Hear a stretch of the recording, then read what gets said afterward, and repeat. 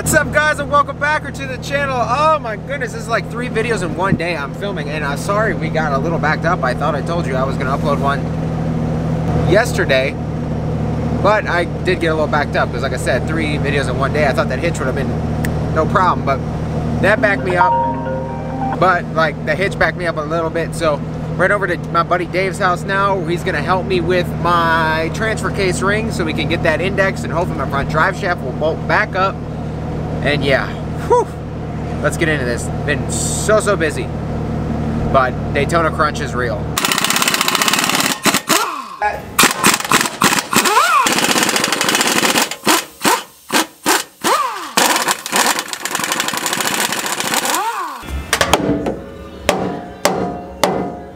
Jesus Christ. You may need a hammer. Yeah, I was gonna say. Yeah, grab me a BMFH. Hell yeah. There you go. It's kind of, She's moving. Okay, there we go. That is so much lighter than I expected. yes. Wow. Good thing that the spacer stayed on there. Don't leave that spacer on there because it don't need to come off. But this this shaft, Aluminum, son. it's gonna slide out. That is so much lighter than I expected. The good news is these boards, this cardboard has already been covered in training fluid once before. Oh, so yeah, that shit burns. It'll honestly just slide right out. Yep, yep. Just nice and easy, just in case she decides to dump on us. Not a no, a little bit. A little bit. I'm more impressed that this, like, tows 20,000 pounds. Yeah, right. Yeah. No, don't eat that. The video's gonna go free. Thanks, guys. We could probably do that with a 6. I think it's straight up a 16 mil. Hey, Dave, I'll keep it on the roll up there.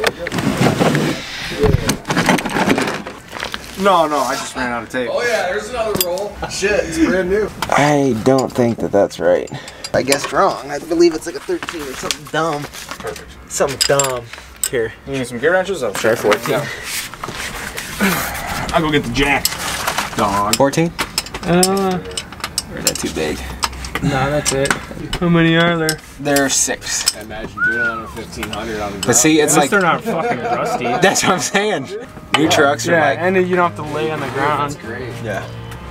So that one's way in that hole at the bottom there, and then the other 2.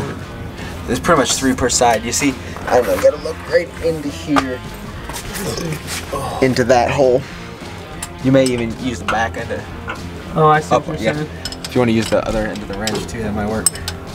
Wait, did you get all 3 on that side loose? I got, these 3. Yep, Oh, these hell are all yeah. good. You just gotta get that top one. All right, Dave. We might And need this to. one. Well, I got the bottom one. Dave, we might need a 14 socket. 14 socket on this guy. Fit. Now we gotta do is bust it loose. Oh. Yes, no? Is it on? Oh yeah. No kidding. Getting carpal tunnel. There we go. You got it? Yeah. Sweet. Hey, that transfer case isn't gonna just like drop. I hope not. No, well, we got at least a couple nuts on there. And you gotta slide it off the shaft, so. Isn't this thing cross member in the way? No. Well, I mean, it's not gonna just fall. Hey, Dave. Is there? What was your idea with this jack? You got a piece of wood? I don't know yet. You got a piece of 2x4. Just cut it to length. Yeah, I've got several pieces of 2x4. We can stack them, but we got to get a nice balance on that that transfer case. So I was gonna look up and see You got a how much that ratchet thing strap. Just ratchet strap it around it and just tug it to the jack. Well, here, this is what I was hoping. I was hoping we wouldn't even have to drop the transfer case all the way out. I know. I was hoping we could just slide the back. You know? Yeah. Because we want to keep the front angle down. Yeah, the front angle's down. That's no problem. Maybe we could put like a rag on the cross member here so I don't get scratched. To what though? Well, the thing is, it's to the jack. like 2 people. It's just awkwardly shaped, and because we took it out just fine. Yeah, it is awkwardly shaped. It's just isn't it? awkwardly shaped. It's not the heaviest thing in the world. Put the rubber side on the side. There you go. Oh, that's fucking. Almost out. There you go. Got her. She ain't going nowhere now. Well, Alright, so Sick. that's a nice job. But we still need to go. Just guide it for me, okay?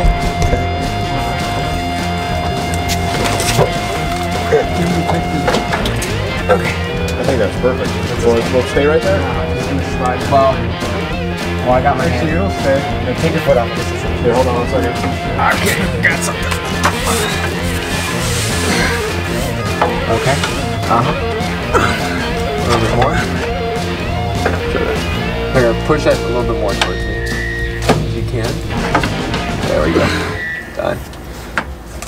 Very good. Yeah. They're screwed in with inverted torques. Yep. It's insane. I don't know, dude. They're brand new. They might just come right Yeah, they're out. right. They should come out. We just need. They're probably like a E something. They're small.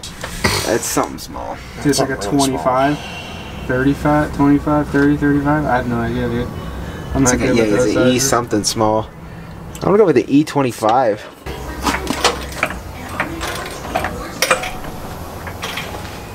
I'm gonna say that. It's as high as I got. And I was gonna say that I think we'll be good fluid-wise. That trainee's kind of, yeah, we should be decent. I don't think we'll lose any. All right, we'll put a bucket under there and a little funnel. If we lose it, we lose it. We can put it back in. Yeah. Okay. Sick. I don't know. It's so nice you could just lay underneath it without like. It's comfortable, actually. I feel real secure under here. Yeah. This went right to the bell housing. Yeah. There was no gasket there to begin with. We'll put it going to the bell housing. I don't think we need one on here. Okay. I don't see any point at all. Yeah. Now, hold on a second. I'll tell you what, this fucking ratchet sucks. Okay, so this is about my 4th time filming this. What happened after that clip was we put it all together, bolted it all up, and then there was literally, you could shake the drive shaft and you'd see that there's a separation between the transfer case and the transmission.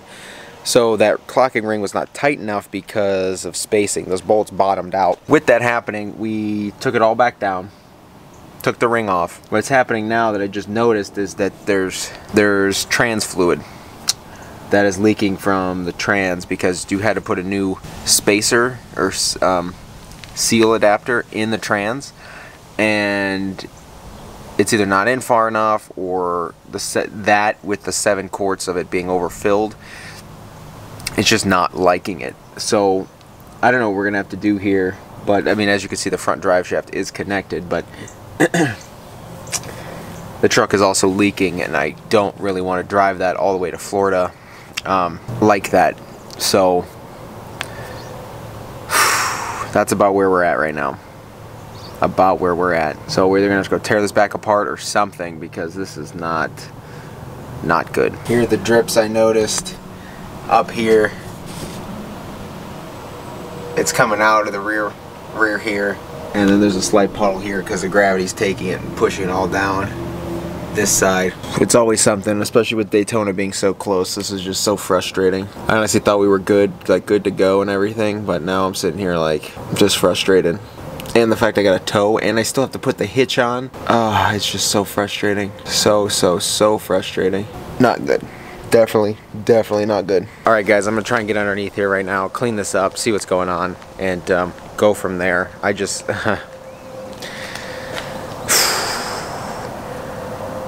yeah, we'll see. This camera's about to die too, so let's see what I can find out. Alright guys, this is like current night watching this. Right now my truck ain't got nothing. Took the drive shafts out, painted them silver. We went to extreme lengths on this one. I ripped the def tank out. You see this paper towel full of tranny fluid everywhere. More of that's T-case fluid, so we're probably gonna need to top that off. As you can see, the transfer case is just balancing up in here. It's pretty sturdy. Yeah, it's like sturdy up in there. It's wedged, so we're just gonna leave it. It is leaking out of there. You see the aluminum spacer in there. Yeah.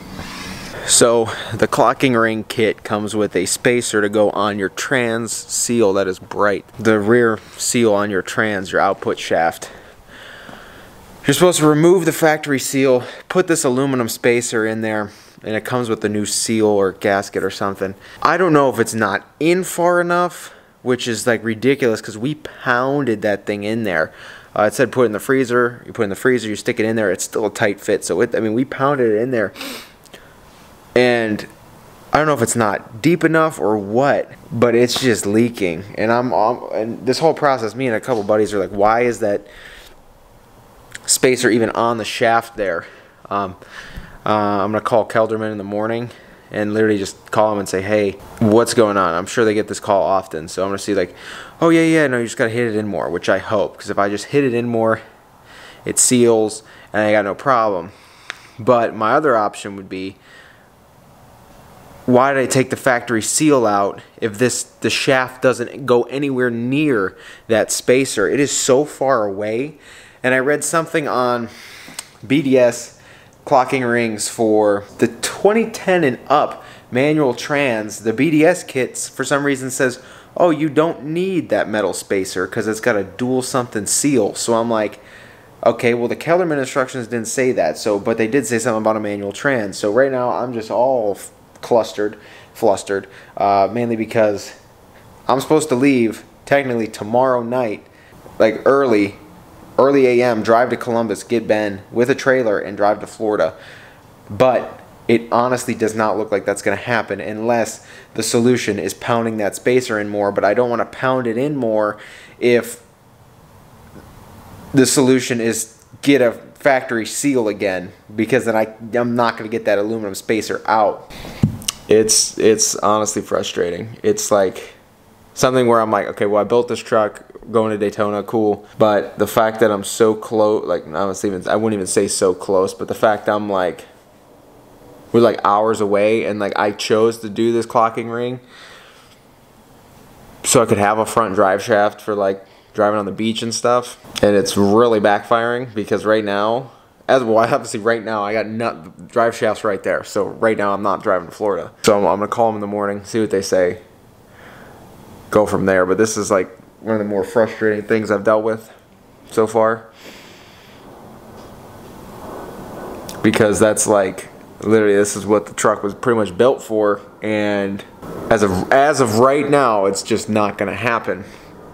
But they could very well call him. I could call him tomorrow and be like, yeah, you just need to hit it in more or send it through more. Or honestly, yeah. Or they say, man, this happens a lot. If you just get a factory seal, you'll be fine. Then, you know, I'd be frustrated because I'm like, why doesn't that say that in the first place? But I'm going to go inside. I'm going to edit this video, send it live, shower, go to bed, sleep, get up in the morning early, try and knock out the Gen Y hitch, wait for Kelderman to open, give him a call and say, yo, big problem. So guys, if you enjoyed this video, get down there, hit the like button, wish me some luck, yeah, I'll keep you guys updated.